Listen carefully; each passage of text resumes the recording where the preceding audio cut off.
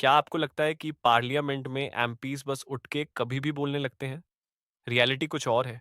वहाँ हर एक शब्द बोलने के पीछे एक प्रॉपर प्रोसेस होता है। आज 3 मिनट में समझो कि आपके एमपीज वहाँ आपकी आवाज कैसे उठाते हैं। सबसे पहले, पार्लियामेंट साल भर नहीं चलती।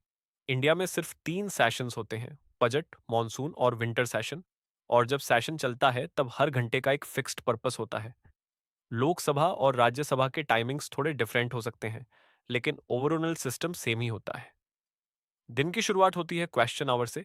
राज्यसभा में ये यूजुअली दोपहर 12 बजे होता है। यहाँ एमपीज डायरेक्टली मिनिस्टर्स से सवाल पूछते हैं।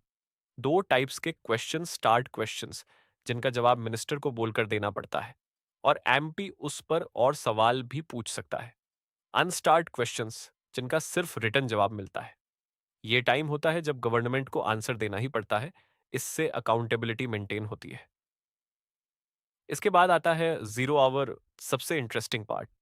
राज्यसभा में ये सुबह 11 बजे स्टार्ट हो जाता है।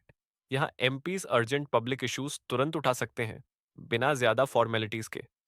जो वायरल स्पीचीज आप देखते हो, वो अक्सर इसी टाइम होती हैं, क्योंकि यहाँ बात सीधी और स्ट्रॉन्ग तरीके से रखी जाती है। अब सवाल, एमपी को बोलने का टाइम कैसे मिलता है? ये रैंडम नहीं होता। बिजनेस एडवाइजरी कमेटी डिसाइड करती है कि किस पार्टी को कितना टाइम मिलेगा। बड़ी पार्टीज को ज्यादा टाइम, छोटी पार्टीज को कम टाइम। कई बार एमपीज को सिर्फ 2 से 4 मिनट में ही अपनी बात खत्म करनी पड़ती है। एक एमपी तभी बोल सकता है जब स्पीकर या चेयरमैन परमिशन दे। अगर कोई बिना परमिशन के बोलता है तो उसकी बात ऑफिशियल रिकॉर्ड में ऐड ही नहीं होती, उसे एक्सपंस कर देते हैं। और यूजुअली एमपीज को पहले ही बताना पड़ता है कि वो कौन सा इशू उठाना चाहते हैं। तो नेक्स्ट टाइम जब आप किसी एमपी को पार्लियामेंट में बोलते हुए देखो, समझ जाना वो बस बोल नहीं रहा, बल्कि एक प्रॉपर सिस्टम के थ्रू आपकी आवाजें उठा रहा है। ऐसे ही सिंपल और यूजफुल कंटेंट के लिए फॉलो जरूर करें।